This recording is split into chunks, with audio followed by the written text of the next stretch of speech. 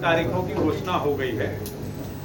मध्य प्रदेश में जो चुनाव की जो स्थिति है वो ऐसी है कि 21 अक्टूबर को गजट में नोटिफिकेशन होगा। आज चुनाव की घोषणा हुई है। गजट नोटिफिकेशन के साथ ही नामांकन की जो कार्रवाई होती है, नाम निर्देशन पत्र प्राप्त करने की, वो आरंभ हो जाएगी। आखिरी तारीख जो है नॉमिनेशन फाइल करने की वो 30 अक्टूबर है। जो नॉमिनेशन पत्र आते हैं उसकी जो स्क्रूटनी होती है वो 31 अक्टूबर है। जो आखिरी तारीख है जिस पे कोई आदमी अपना नॉमिनेशन वापस ले सकता है वो 2 नवंबर है। मतदान मध्य प्रदेश में एक चरण में होगा।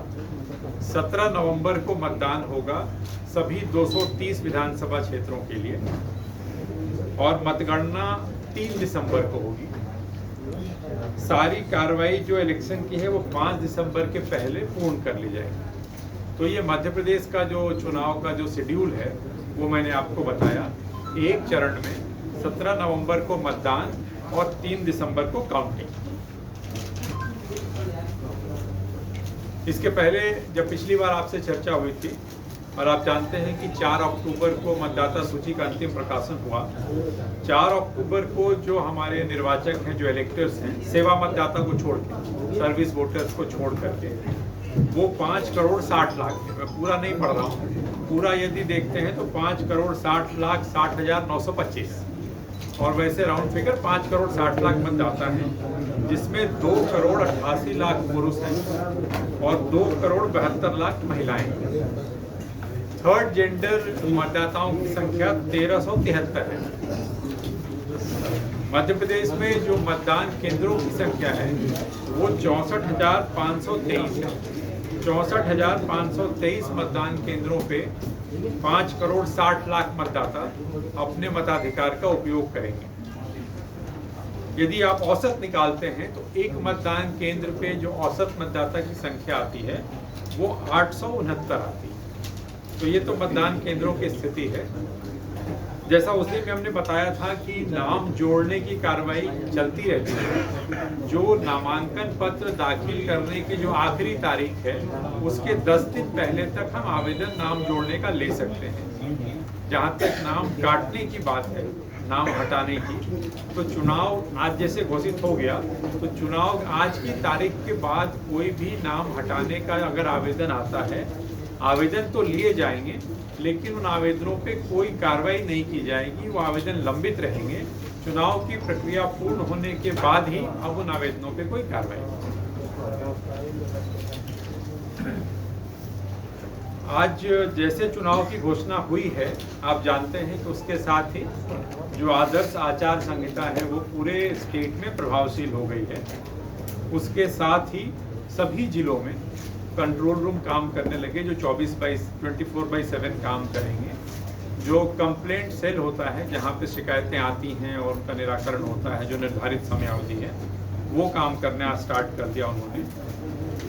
जो डिफेसमेंट ऑफ पब्लिक प्रॉपर्टी होती है जिसमें हम होर्डिंग, फ्लैग्स, बैनर्स, ये सारी चीज़ें हटाते हैं, उसके जो आयोग के निर्देश हैं कि गवर्नमेंट जो प्रॉपर्टी है उससे 24 घंटे के अंदर इस तरह की जो चीज़ें लगी हुई हैं प्रचार प्रसार की हटाई जाए।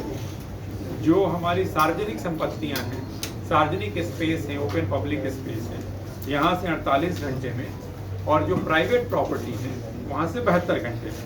तो ये काम पूरे राज्य में आपने यहाँ भी देखा होगा और अपने पास फोटोग्राफ्स भी हैं और लोग वीडियोज़ बना के हर जिले में, हर शहर में ये काम आरंभ हो गया है और आयोग द्वारा जो निर्धारित समय सीमा है उसके तहत ये काम कर लिया जाएगा ताकि एक लेवल प्लेइंग फील्ड जो है वो एस्टैब्लिश किया जा सके।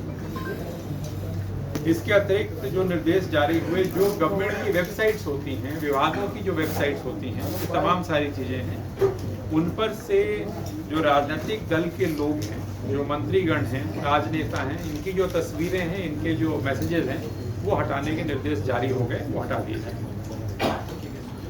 इस अवधि में लाउड स्पीकर रात्रि 10 बजे से प्रातः 6 बजे तक प्रतिबंधित रहेगा। एक सी विजिल ऐप है जिसके बारे में हम लोगों ने पहले भी चर्चा की है। सी विजिल ऐप के माध्यम से आचार संहिता के उल्लंघन की शिकायत कोई भी व्यक्ति कर सकता है। चाहे वो मैसेज के रूप में कर सकता है, वीडियो बना के डाल सकता है, व्हाट्सएप के रूप में कर सकता है। यदि वो व्यक्ति अपनी पहचान गुप्त रखना चाहते हैं, नहीं बताना चाहते हैं, तो वो एनोनिमस मतलब गोपनीय तरीके से भी शिकायत कर सकते हैं। इसका उपयोग पिछले चुनाव में भी हुआ था और 2018 के चुनाव में इसमें 5368 शिकायतें प्राप्त हुई थी और 2019 में लोकसभा के दौरान 7722 शिकायतें प्राप्त हुई थी, जिनका निर्धारित समयावधि 100 मिनट्स है। 100 मिनट्स के अंदर उस पर रिस्पॉन्ड करते हैं, व्यक्ति को सूचित करते हैं, तो इसका तत्समय निराकरण किया गया। पोस्टल बैलेट की सुविधा आप सबके माध्यम से बताना भी चाहते हैं। आयोग के जो निर्देश हैं कि 80 साल से अधिक आयु के जो लोग हैं और जो दिव्यांग हैं, जिनकी दिव्यांगता 40% से ज़्यादा है, और जो एसेंशियल सर्विसेज में लगे कर्मचारी होते हैं, इन 3 श्रेणी के लोगों को पोस्टल बैलेट की सुविधा होती है यदि वो उस विकल्प को चुनना चाहें तो। यदि वो उस विकल्प को चुनते हैं तो वो पोस्टल बैलेट के माध्यम से मतदान कर सकते हैं।